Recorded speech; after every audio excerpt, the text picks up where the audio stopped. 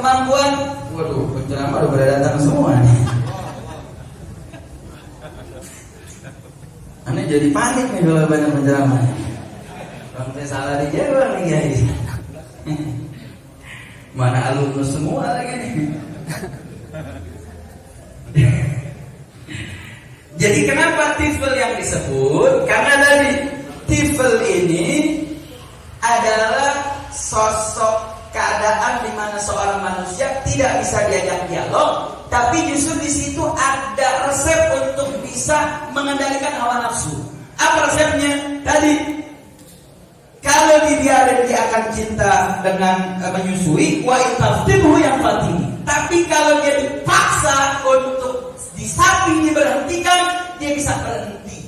Makanya Imam Busiri pakai wazan infa'ala. Ketika dikatakan wa in taftimu, kalau kau sapi ya fatimi, artinya yang fatimi dengan otomatis dia akan terhenti. Tapi dengan catatan disapi dulu, bukan diajak ngomong hawa nafsu itu jangan maksiat lagi dong, nggak bisa.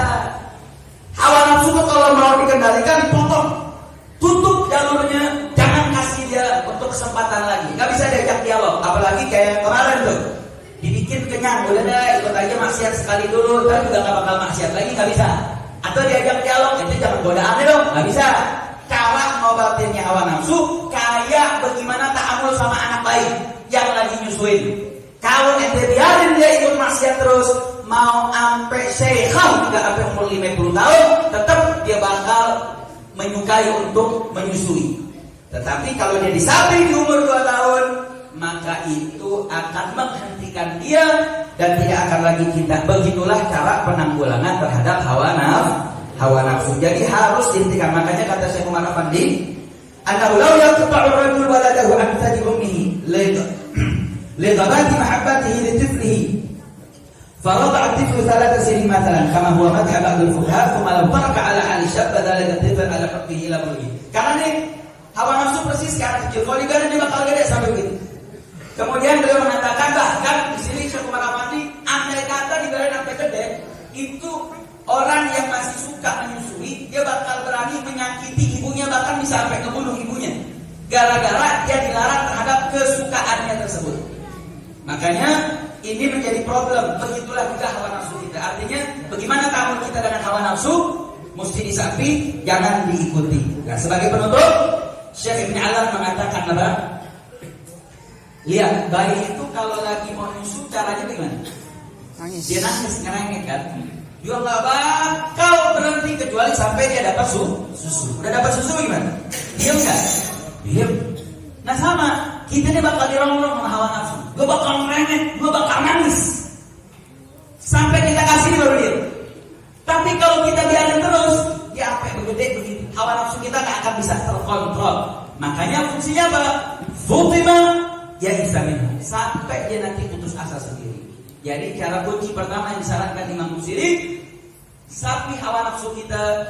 Satu, jangan ikutin, maka potong langkah-langkah yang bisa menyebabkan seseorang tergoda. Makanya ketika seorang ulama dikatakan su'ila ba'dun Islam, apa sih itu Islam? Islam adalah dzabhun nafs bisayfil mujahadah, menyembelih hawa nafsu dengan pedang perjuangan untuk berusaha semaksimal mungkin menyembelih hawa nafsu. Gimana nyembelihnya? Pisahkan dia dengan maksiat, insya Allah maka dia akan bisa terselamatkan. Makanya terakhir Ibn Alam mengatakan, kenapa sih Imam Busiri menyerupakan antara hawa nafsu dengan anak kecil? Kenapa? Karena hawa nafsu la yu'mar, dia nggak bisa diperintah, wala yunha, dia nggak bisa dilarang, li ada bifahmi, karena anak kecil nggak paham. Begitu juga hawa nafsu nggak bakal paham. Wa ifahima la yatamathal. Andai kata dia paham, dia nggak bakal ngikutin. Kira-kira anak-anak, nah, jangan deketin ya. Dia mungkin paham tuh ucapan, cuman dia bakalan enggak. Persis seperti hawa nafsu. Jadi hawa nafsu bukan diajak dialog, bukan diomelin, bukan diperintah, bukan dilarang, tapi cegah. Artinya apa? Kita suka maksiat, misalkan dengan handphone kita, maka bagaimana caranya untuk menghentikan maksiat tersebut? Hindarkan handphonenya atau dikendalikan handphonenya agar handphonenya tidak menjadi sebab ladang maksiatnya dia. Putus. Caranya bagaimana?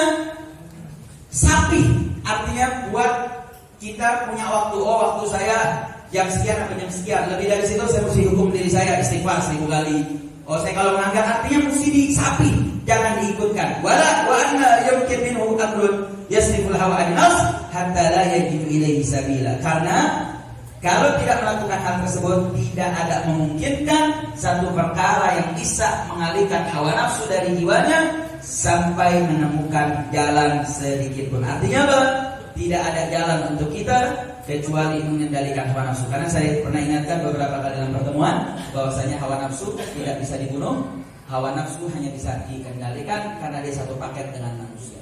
Salah satu cara mengendalikannya adalah dengan menyapihnya daripada keinginan hawa nafsu tersebut. Mudah-mudahan Allah berikan kekuatan kepada kita untuk bisa mengendalikan hawa nafsu kita. Hakadha minni wa lakum. Assalamualaikum warahmatullahi wabarakatuh.